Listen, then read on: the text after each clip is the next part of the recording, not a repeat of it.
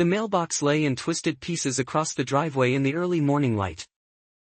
Daniel Reyes stared at the wreckage, his hand trembling around his worn wooden cane. He had served 2 tours overseas before losing his leg to an IED blast. This mailbox was a gift from his late father, carved with his unit insignia. Now it sat shattered.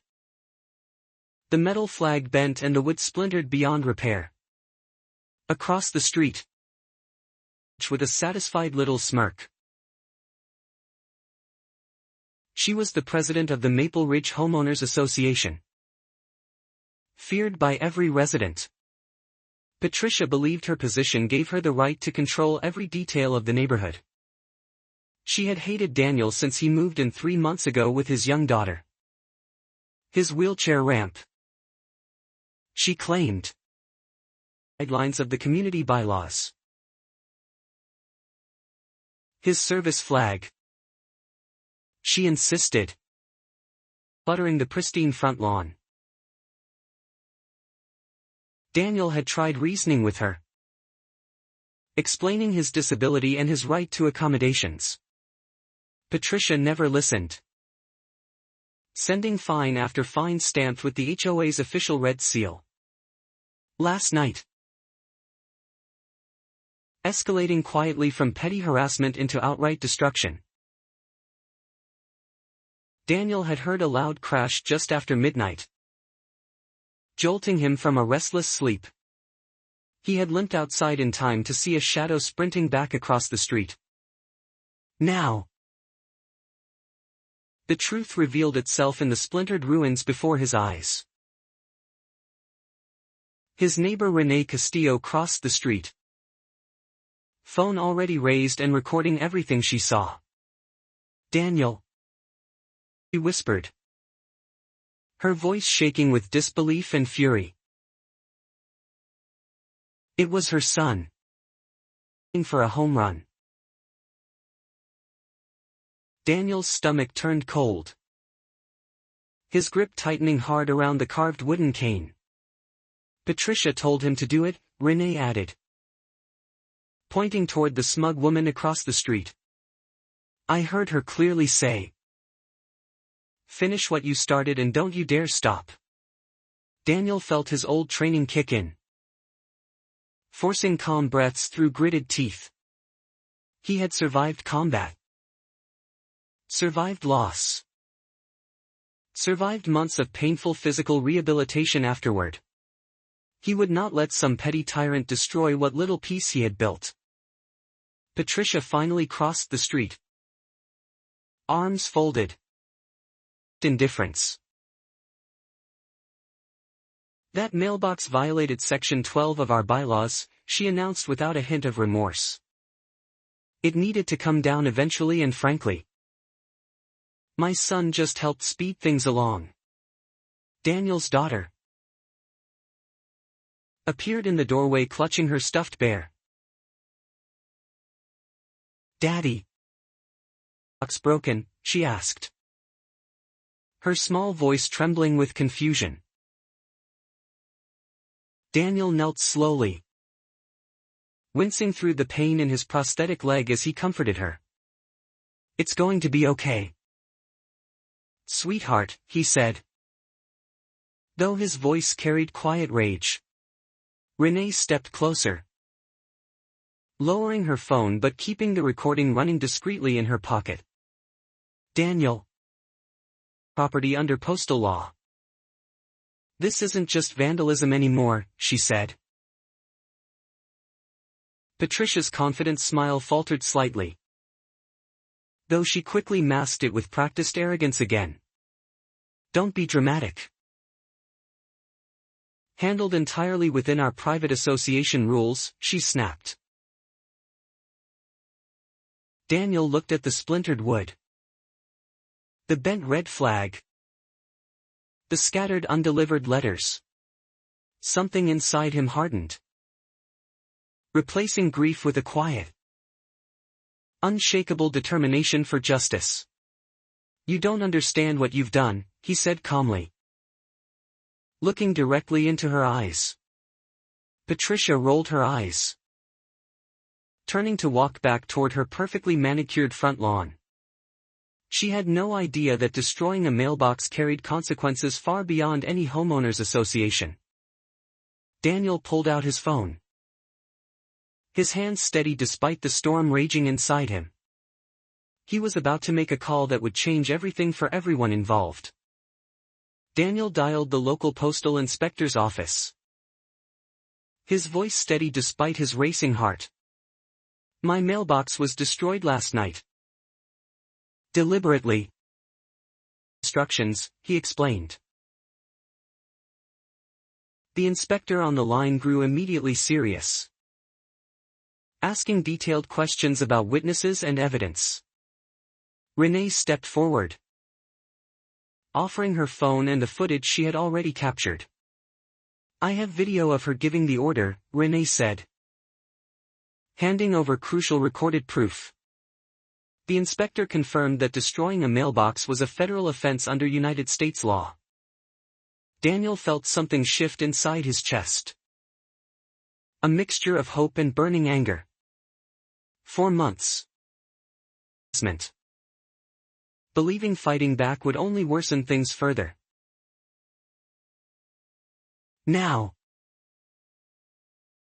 the law itself stood firmly on his side. Patricia suddenly looked far less confident than before.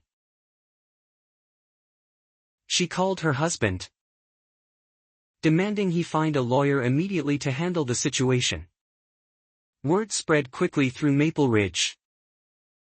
Neighbors gathering cautiously near Daniel's broken mailbox. Many had their own stories of unfair fines, petty rules, predation tactics. An elderly widow named Mrs. Alvarez approached, clutching a stack of old HOA violation notices.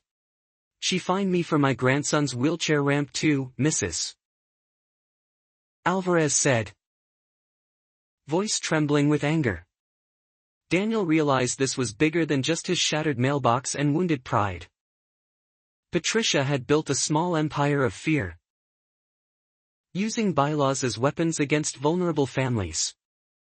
That afternoon, personally to document the scene and collect evidence. He photographed the broken mailbox, interviewed witnesses, and reviewed Renee's damning video footage carefully. Patricia tried to intercept him, insisting the matter was purely an internal community issue. "Ma'am, it is a federal crime, regardless of any local association rules," he replied. Her face paled slightly, though she quickly straightened her shoulders and forced a confident smile. "My son is a minor. He didn't understand the consequences of his actions," she argued desperately. "Witnesses confirm you directly ordered him to commit this act," the inspector responded firmly. Daniel watched the exchange, feeling a strange mixture of vindication and lingering disbelief settle over him. That evening, the bad lady had broken Grandpa's mailbox. Sometimes people in charge forget that rules should protect people, not hurt them, he explained gently. He tucked her into bed, then sat alone reviewing every old HOA fine he had received. Each notice felt heavier now, evidence of a pattern rather than isolated random incidents. Renee texted him later, sharing that other neighbors were coming forward with similar complaints. A retired teacher mentioned Patricia had threatened to foreclose on her home over unpaid fines. A young immigrant family described being singled out for cultural decorations deemed inappropriate by Patricia. Daniel began compiling everything into a single folder, determined to expose the full pattern. 2 days later, turned with official documentation and formal charging paperwork.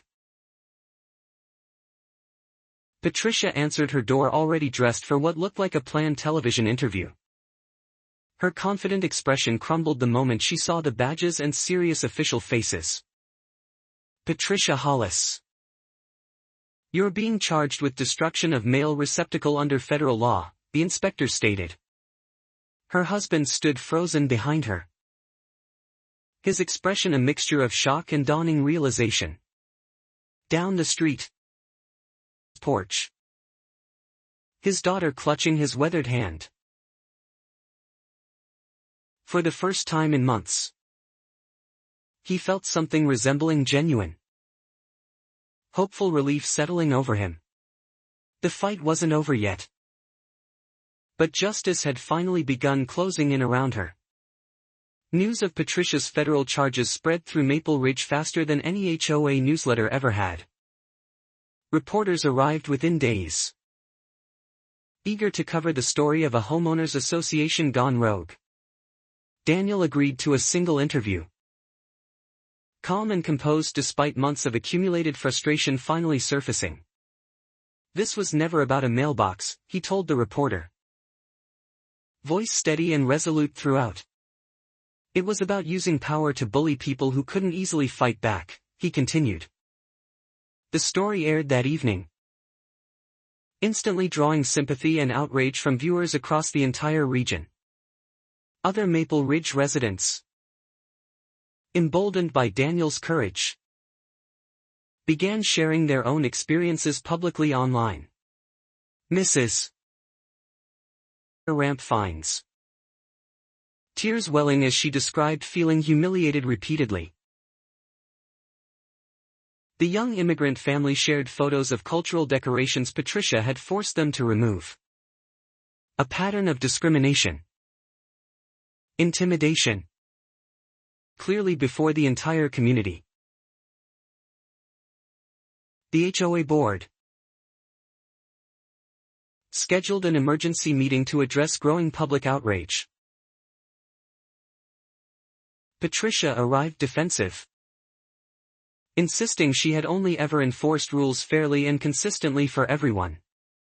But the mounting evidence, video footage, and federal charges told a starkly different story altogether. One by one, from her position as president, her husband filed for separation just weeks after the indictment. Patricia's federal case moved forward, prosecutors presenting clear evidence of her direct involvement and intent. In court, judge capturing Patricia's exact damning instructions clearly. The prosecutor highlighted the pattern of harassment against veterans, immigrants, neighborhood. Patricia's lawyer argued for leniency, citing her status as a first-time offender overall. The judge noted the calculated cruelty behind targeting a disabled veteran's cherished memorial mailbox. She received a hefty fine, mandatory community service, and a permanent federal criminal record. Worse for Patricia, her name became infamous, splashed across local news and online discussion forums. Neighbors who once feared her now crossed the street, whispering and shaking their heads disapprovingly. Daniel received an outpouring of support from people across the entire country. A local veterans organization helped him rebuild his mailbox, restoring his father's original carved design. Volunteers gathered one sunny afternoon, installing the new memorial mailbox with quiet, heartfelt reverence. His daughter placed a small American flag sticker on the freshly painted wooden surface herself. Renee organized a neighborhood gathering, celebrating not just Daniel's victory but everyone's newfound collective courage. Mrs. Old fines, finally receiving long overdue refunds and a sincere apology. The new HOA board implemented fairer policies, ensuring accommodations for veterans and disabled residents permanently. Daniel stood before his rebuilt mailbox, resting his hand gently against the carved wood. He thought about his father, about service, sacrifice, and the true meaning of community. His daughter tugged his sleeve, asking if the bad lady would ever bother them again. No. Softly. Sometimes the world finds a way to make things right. Justice had arrived slowly, but it had arrived completely. Undeniable and deeply satisfying. Patricia Hollis, once feared by an entire neighborhood, now carried the weight of her choices. Daniel Reyes now stood as a symbol of quiet resilience. His story reminded everyone watching that abusing power always eventually meets its reckoning. Standing up against injustice, even when frightening, could ultimately restore both dignity and peace.